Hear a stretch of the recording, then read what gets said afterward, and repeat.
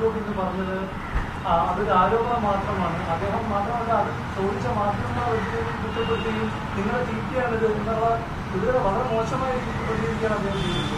ഇത് പാർട്ടി നിലപാടാണ്. ഒരു ചലച്ചിത്ര നടൻ എന്നുള്ള നിലയിൽ ബഹുമാനപ്പെട്ട സുരേഷ് ഗോപിക്ക് അദ്ദേഹത്തിന്റെ അഭിപ്രായങ്ങൾ പറയാനുള്ള സ്വാതന്ത്ര്യം നമ്മുടെ നാട്ടിലുണ്ട്. പക്ഷെ പാർട്ടിയുടെ നിലപാട് മുകേഷ് രാജിവെക്കണം എന്നുള്ളത് തന്നെയാണ്. അതനുസരിച്ചുള്ള നിലപാടുമായിട്ടാണ് ഞങ്ങൾ മുമ്പോട്ട് പോകുന്നത്. സമരം അവിടെ കൊല്ലത്തും തിരുവനന്തപുരത്തും ഒക്കെ ഇതിനോടകം നമ്മൾ നടത്തി കഴിഞ്ഞു. ആ നിലപാടിൽ ഒരു മാറ്റവുമില്ല.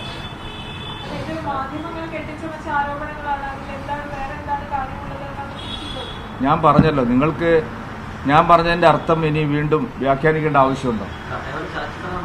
അല്ല, ചലച്ചിത്ര നടൻ എന്നുള്ള നിലയിലും മന്ത്രി എന്നുള്ള നിലയിലുമൊക്കെ അദ്ദേഹത്തിൻ്റെതായിട്ടുള്ള അഭിപ്രായങ്ങൾ ഉണ്ടാവും. പക്ഷെ ഞങ്ങളെ സംബന്ധിച്ച് പാർട്ടിയുടെ നിലപാടാണ് പ്രധാനം. പാർട്ടിയുടെ നിലപാട് പാർട്ടി നേതൃത്വം പറയുന്നതാണ്. മുകേഷ് രാജിവെക്കണം. ഇങ്ങനെയാണെങ്കിൽ രഞ്ജിത്ത് രാജിവെക്കേണ്ട ആവശ്യമില്ലല്ലോ. മുകേഷിനെ ഇപ്പോൾ ചലച്ചിത്ര നയരൂപീകരണ സമിതിയിൽ കൂടെ ഉൾപ്പെടുത്തിയിരിക്കുകയാണ് സർക്കാർ. ഇതൊരു രാഷ്ട്രീയ പ്രശ്നമാണ്. മുകേഷിനെ ചലച്ചിത്ര നയരൂപീകരണ സമിതിയിൽ ഉൾപ്പെടുത്താമെങ്കിൽ രഞ്ജിത്തിനെയും കൂടി ഉൾപ്പെടുത്താമല്ലോ.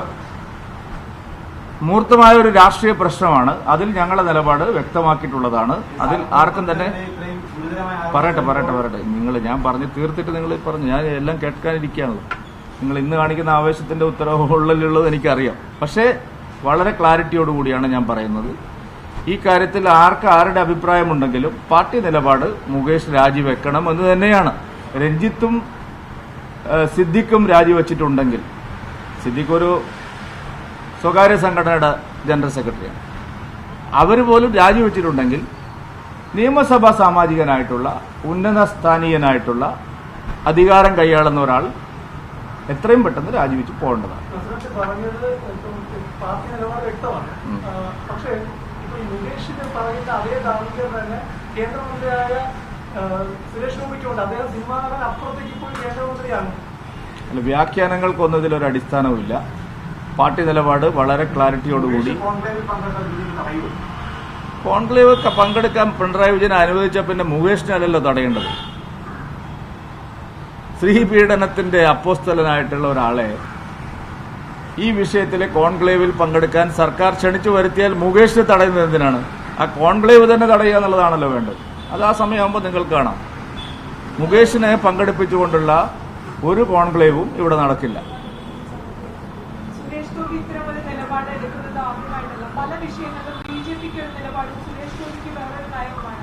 തെരഞ്ഞെടുക്കപ്പെട്ട എംപി ആണ്, കേന്ദ്രമന്ത്രിയാണ്. അപ്പോൾ പാർട്ടി നയങ്ങൾക്കൊപ്പം നിൽക്കാനുള്ള ഒരു ബാധ്യത സുരേഷ് ഗോപി. നമ്മൾ ഇന്ന് ചർച്ച ചെയ്യുന്നത് ഹേമ കമ്മിറ്റി റിപ്പോർട്ടും ചലച്ചിത്ര മേഖലയിൽ ഇപ്പോൾ ഉയർന്നു വന്നിരിക്കുന്ന പ്രധാനപ്പെട്ട വിഷയങ്ങളുമാണ്. ആ വിഷയത്തിലുള്ള അഭിപ്രായവും അഭിപ്രായ വ്യത്യാസവും ഒരു തരത്തിലുള്ള ക്ലാരിറ്റി കുറവുമില്ലാതെ ഞാൻ വ്യക്തമാക്കി കഴിഞ്ഞു. പിന്നെ എന്തിനാണ് നിങ്ങൾ വീണ്ടും ചോദിക്കുന്നത്? പാർട്ടി നിലപാട് പറയാൻ തൽക്കാലം പാർട്ടി ചുമതലപ്പെടുത്തിയിരിക്കുന്നത് ആ പാർട്ടിയുടെ അധ്യക്ഷനെയാണ്.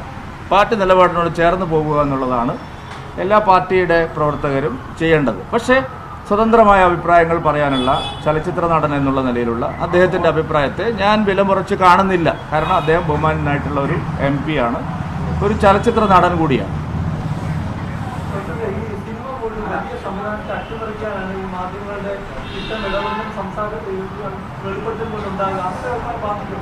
അല്ല, ഇതിലൊരു പ്രശ്നം നമ്മൾ ആരിലേക്കാണ് പോകുന്നത്? നമ്മുടെ പ്രചാരണത്തിന്റെ കുന്തമന ആരിലേക്കാണ്?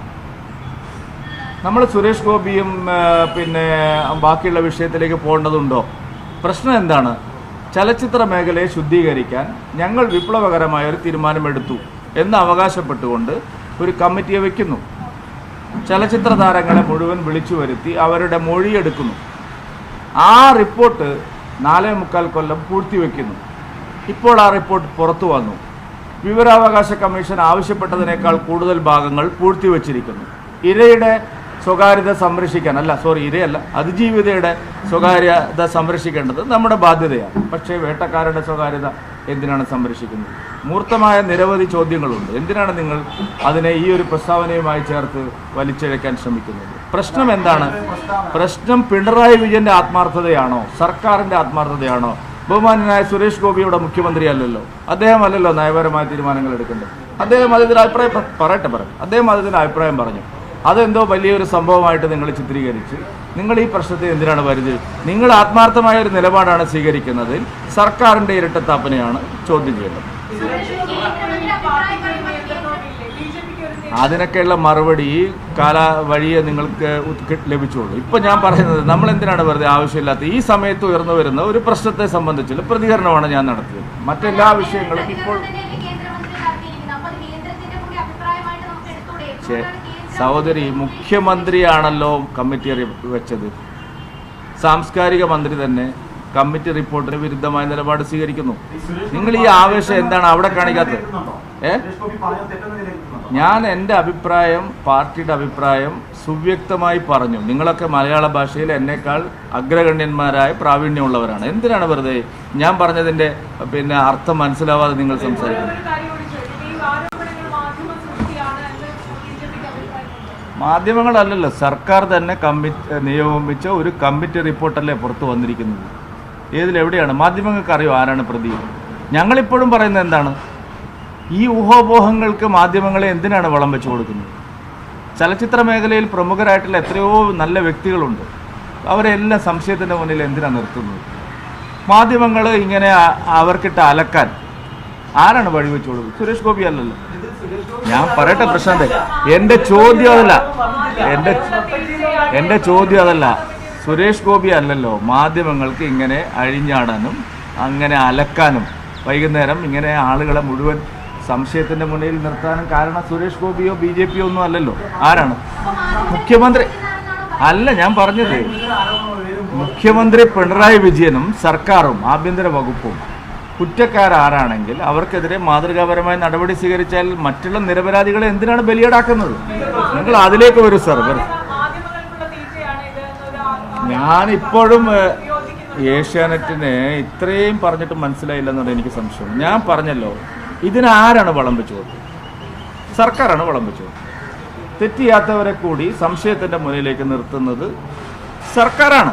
അവിടേക്ക് നിങ്ങൾ പോകണം. മുഖ്യമന്ത്രിയോട് നിങ്ങൾ ചോദിക്കണം. വൈകുന്നേരം 4 മണിക്ക് സുരേഷ് ഗോപിയുടെ പിന്നാലെ കൊടയുമായിട്ട് പോകുന്നവർ 4 മണിക്ക് സ്വസ്ഥമായി ഇരുന്ന് AC റൂമിലിരുന്ന് നിങ്ങളെ 1.5 മണിക്കൂർ കേൾപ്പിക്കുന്ന ആളുണ്ടല്ലോ. ഈ ചോദ്യങ്ങളൊക്കെ അദ്ദേഹത്തോടൊന്ന് ചോദിക്കും. ഒന്നുമില്ല, ചോദിക്കില്ല. ഞാൻ പറയാനുള്ളത് കൃത്യമായിട്ട് പറഞ്ഞു. ഇനി അതിൽ കൂടുതൽ വേറെ വിശദീകരണമൊന്നും. അതായത് ഇതില് ഗണേഷ് കുമാർ, മന്ത്രിയായ ഗണേഷ് കുമാർ ആണെങ്കിലും സുരേഷ് ഗോപി ആണെങ്കിലും ഇവരൊരു ആരോപണ സ്റ്റാൻഡാണ് ഈ ഹേമ കമ്മിറ്റി റിപ്പോർട്ട് എടുത്തുകൊണ്ടിരിക്കുന്നത്. മാത്രമല്ല ഇത് മാധ്യമങ്ങളുടെ കുറ്റമായിട്ട് പറയുകയും ചെയ്തു. അപ്പൊ ഇവർ ഈ വേട്ടക്കാരെ പ്രൊട്ടക്ട് ചെയ്യുകയും ചെയ്യുന്നത്. അല്ല, ഗണേഷ് കുമാറിനോട് നിങ്ങൾ കുറച്ച് സോഫ്റ്റും സുരേഷ് ഗോപിയോട് നിങ്ങൾ ധാർഷ്ട്യവും കാണിക്കുന്നത് എന്തിനാണ്? സുരേഷ് ഗോപി ഇവിടുത്തെ മന്ത്രിയൊന്നും അല്ലല്ലോ, കേന്ദ്രത്തിലെ മന്ത്രിയല്ല. കേന്ദ്രമായിട്ട് ബന്ധപ്പെട്ട വിഷയമല്ലല്ലോ. സ്വന്തം സർക്കാരിലെ ഒരു മന്ത്രി തന്നെ, ഞാൻ പറഞ്ഞല്ലോ, സ്വന്തം സർക്കാരിലെ ഒരു മന്ത്രി തന്നെ ഇതിനെ പരിഹസിക്കുകയും ആ നിലയിലുള്ള നിലപാട് സ്വീകരിക്കുകയും ചെയ്യണം. അവിടേക്ക് പിടിക്കും. സ്വന്തം MLA-യുടെ അടുത്തേക്ക് കുന്തപ്പന തിരിച്ചുവിടും. വെറുതെ നിരപരാധിയായിട്ടുള്ള സുരേഷ് ഗോപിയുടെ അടുത്തേക്ക് പോകണ്ട.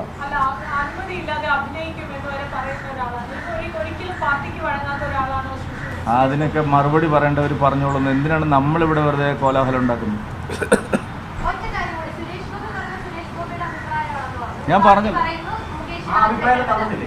ഞാൻ പറഞ്ഞല്ലോ സുരേഷ് ഗോപിക്ക് അദ്ദേഹത്തിൻ്റെ അഭിപ്രായം പറയാനുള്ള സ്വാതന്ത്ര്യമുണ്ട്. നമ്മളൊരു ഒരു ഡെമോക്രാറ്റിക് സിസ്റ്റത്തിലാണ് നമ്മൾ ജീവിക്കുന്നത്. ഞാൻ പാർട്ടിയുടെ അഭിപ്രായം പറഞ്ഞു. പാർട്ടി സുചിന്തിതമായി എടുത്ത ഒരു തീരുമാനമാണ്. മുകേഷിന് യാതൊരു തരത്തിലുള്ള ക്ലീൻ ചിറ്റും പാർട്ടി നൽകുന്നില്ല. മുകേഷ് രാജിവെക്കണം എന്നുള്ള അഭിപ്രായം അടിവരയിട്ട് വീണ്ടും ഞാൻ ആവർത്തിക്കുകയാണ്. പിന്നെ എന്തിനാണ് ഈ ഇടങ്കോലിടുന്നത്? എന്തിനാണ്? ഇന്നത്തെ വിഷയം സുരേഷ് ഗോപിയാണോ? എൻ്റെ വിഷയം അതല്ല. എൻ്റെ വിഷയം ഹേമ കമ്മിറ്റി റിപ്പോർട്ടും മട്ടാഞ്ചേരി മാഫിയയും ചലച്ചിത്ര രംഗത്ത് നടക്കുന്ന അനാശാസ്യ പ്രവണതകളും മുകേഷിൻ്റെ രാജിയുമാണ്. ഞാൻ അതിൽ തന്നെ നിൽക്കുന്നു. അതെല്ലാം നിങ്ങൾ കാത്തിരുന്ന് കണ്ടുകൊള്ളു.